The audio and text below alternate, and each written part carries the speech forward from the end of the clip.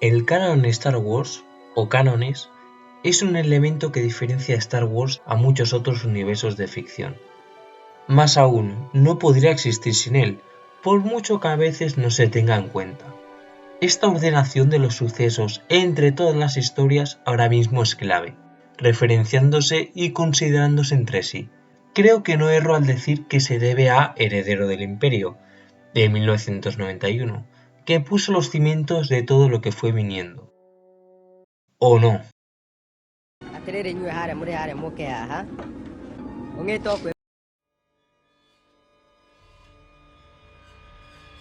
Parece que hay una conspiración para borrar de la historia los productos que salieron entre los 70 y los 80, como si de herejías se tratasen, como si fuera la leyenda negra española de la que hablan los profesores de historia.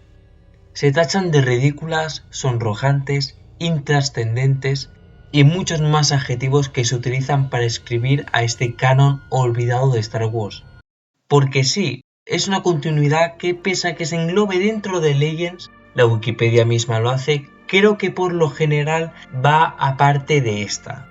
Dentro de los niveles del canon, algo así como el horóscopo para misóginos, se englobaría dentro del S-canon o canon secundario, es decir, que a los autores se la puede pelar olímpicamente lo que se incluya allí. Aún así, tampoco creo que se pueda llamar propiamente continuidad.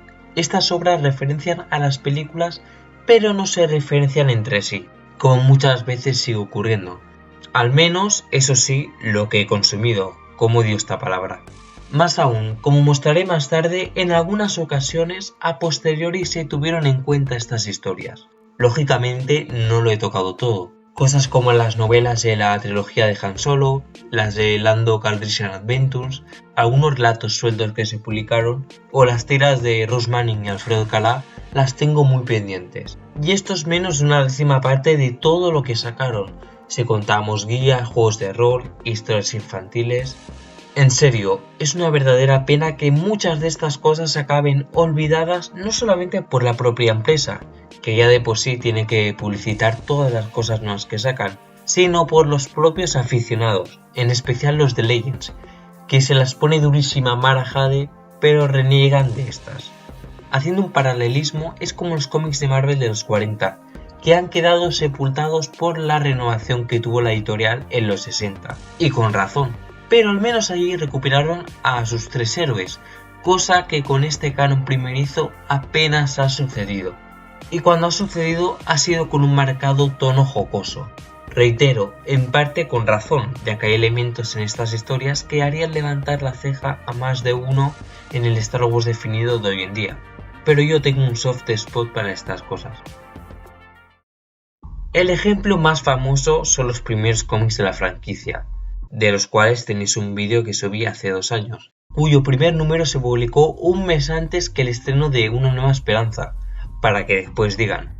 Oficialmente declarados ese canon, a excepción de lo que se mencione en otros lados, puedo afirmar que son los cómics más entretenidos de la saga. Como ya he dicho, tengo un vídeo sobre ellos y no me voy a extender más sobre su calidad.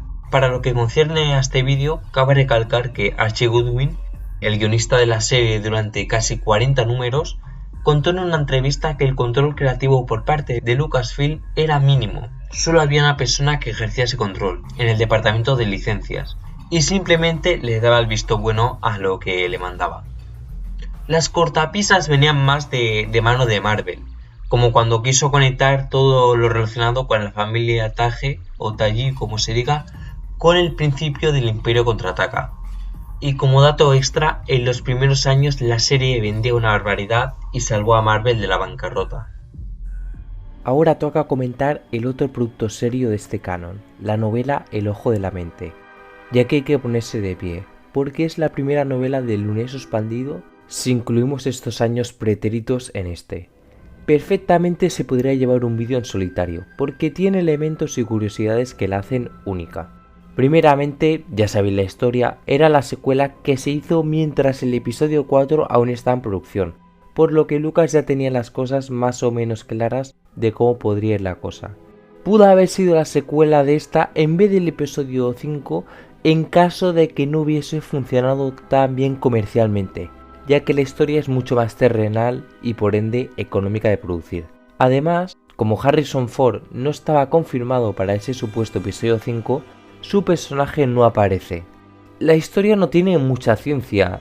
Leia, Luke y los droides van a Mimban, el de Legends, que es distinto al de Canon, como se ve en Solo, para reunirse con unos aliados. La cosa sale medio mal desde el principio, quedan varados en el planeta, que es un poco a lo Dagobah, y a partir de ahí empieza una aventura que les lleva a volver a enfrentarse a Vader, como sale en la portada del libro. La primera mitad del libro me gustó más que la segunda, ya que creo que pasan más cosas, aunque paradójicamente sea la parte menos movida, porque en la segunda es donde más se concentra la acción. Como que hay más espacio para las relaciones, que en este caso, como podéis adivinar, las de Leia y Luke son una precuela de las del episodio 5. Una novela de calidad media, digamos, que puede ser disfrutable para los aficionados de Legends. Lógicamente, al ser literatura, está plagado de curiosidades. Lo primero de todo es que el cristal Kyber, cazaaparición, se ha dado a entender que realmente era un cristal Kyber especial. Supongo que el nombre es una pista. Fuera de esa relación especial de Luke y Leia, también se hace referencia que Luke necesita C3PO para entender lo que comunica R2D2. Se comenta a modo de frase hecha que podrían comer una olla de comida china, que los sables de luz funcionan con energía de la misma manera que los blasters, es decir, todavía no está puesto todo el sistema de los cristales Kyber. Se deja caer que el Imperio ya existía hace 40 años en vez de unos 20 y muchas más cosas. Lo que sí que me parece un error grave que se me hace difícil de excusar hasta a mí es que se mencione el fenómeno físico del fuego de San Telmo. No por el fenómeno en sí, sino que se mencione a un santo en el nombre. Aún así, pues me sigue dando cierta risa. Por último, aquí Vader lanza el sable como en el episodio 6. Ah, y el libro también vendió ciento y la madre.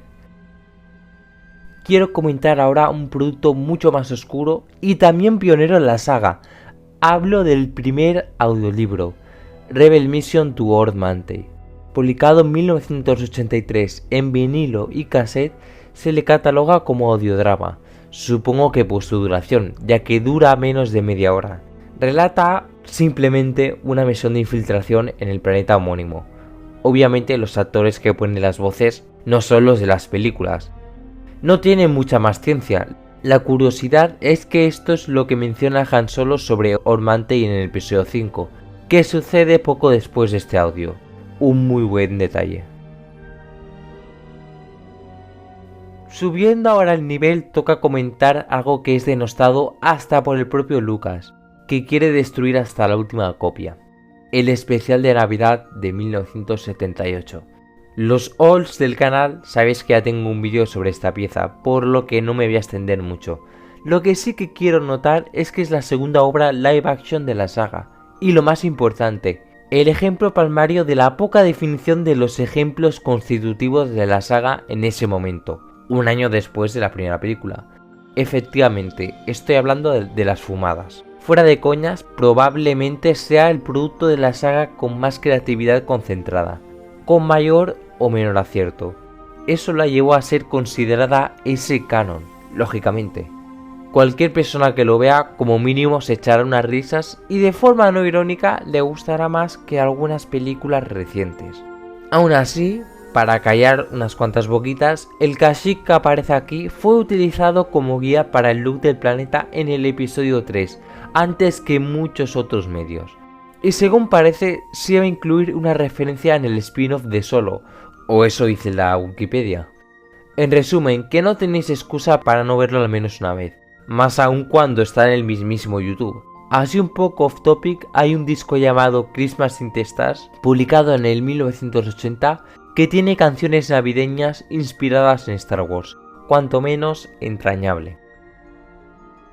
A partir de 1984 se aprecia clarísimamente que los contenidos tienen como target exclusivamente a los más pequeños. Hay casi un borrado total de algo que podrían consumir exclusivamente las personas más bien adultas. Los dos ejemplos más famosos son las series animadas de Droids y de Ewoks, ambas del 85. De las series de cómics complementarias también hice un vídeo. Ya veis el fetiche que tengo por esta época, pero es que es un ejemplo más de la diversificación de contenidos que hace casi 40 años ya lo hacía Lucasfilm. Aún así, la palabra no es diversificación, ya que exclusivamente se centraron en productos para el público infantil, pero contando el cómputo global sí que se puede apreciar eso. No con la cantidad de hoy en día, obviamente, pero hay que ubicar las cosas en su contexto. Aún así, por ese entonces, es que ya era de lo poco de Star Wars que había en ese momento, ya que la serie de cómics principal acabó en el 86. De hecho, no resucitaría, por llamarlo así, hasta el 91 con Heredero del Imperio. Pero volviendo al tema, una curiosidad canónica de Droids es que se ubica antes del episodio 4, y que además las precuelas y otros productos cogen algunos elementos sueltos de ella. También, de la misma manera que el episodio 3 se inspiró en Kashyyyk del especial de Navidad, Star Wars Galaxies hizo lo mismo con Endor, ya que con lo visto en la película no era suficiente. Lógicamente son pequeñas curiosidades, pero demuestran que se tenían un poco en consideración. Pero siguiendo con películas, vamos con la joya de la corona en este canon, las dos películas de los Ewoks, con historia del papasote Lucas en ambas, que no se nos olvide. Tampoco que fueron un éxito. Entiendo de primeras que cuesta acercarse, son los frutos de la saga que más huelen a los años 80, y además, como he dicho antes, están ubicados en la época en la cual Lucasfilm ya solo sacaba productos para niños. Además, las películas también tienen muchos niños, y salen los Ewoks. Son una mezcla de E.T., los Goonies y Conan el Bárbaro. Esto último en especial por lo que respecta a la batalla por Endor, con unos enemigos feos llamados Saniasan, castillos, guerras. Siendo sinceros, hay momentos en los cuales las películas se hacen demasiado largas, en especial la primera, con toda la aventura con el bosque. Pero como digo, es una película para niños, y con esa vara de medir cumple sobradamente. Si me dais a elegir entre una de las dos, creo que escogería la segunda, porque es más oscura. A ver, entendedme. Y atentos que las dos películas serán consideradas C-Canon, así que cuidado con lo que decís de ellas, Yendo directamente a las curiosidades, comentar que la primera película, La Caravana del Valor, está ubicada en el año 3 después de la batalla de Yavin, el año en el que sucede el Imperio contraataca, por lo que los Ewoks ya vieron antes a humanos. Aparte de eso, como muchos ya sabréis, en el Battlefront 2015 sale la cueva del Gorax, el bicho ese que sale al final de la primera película. Y en el de 2017, en el modo Noche en Endor, las mariposas esas provienen de las películas. Hay más referencias en otros sitios, pero lo que más me voló la cabeza, y que casi me hace hacer un vídeo en su momento, es que la primera aparición de una hermana de la noche es en la batalla por Endor, el personaje de Charal. Lo curioso es que a posteriori se ha dicho que es nacida en Dathomir y que huyó de ellas con el anillo mágico que lleva en la película.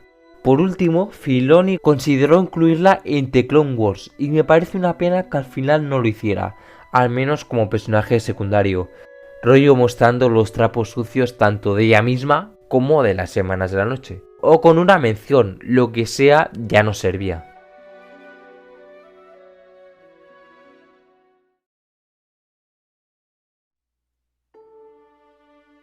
Perdonad por la estructura tan anárquica de este vídeo, pero tenía que hablar de muchas cosas en este vídeo.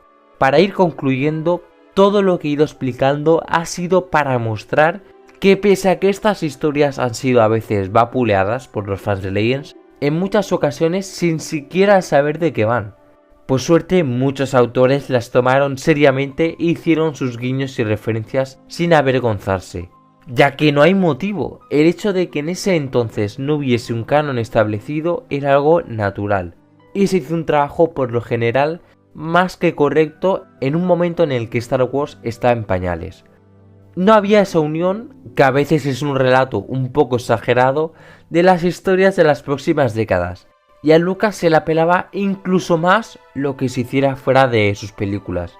Pero ahí estaban ellos, poniendo las bases. En serio, acercaos a alguna cosa de las que he ido comentando, aunque sea por curiosidad. Así que bueno, subistanos, nos vemos a la próxima.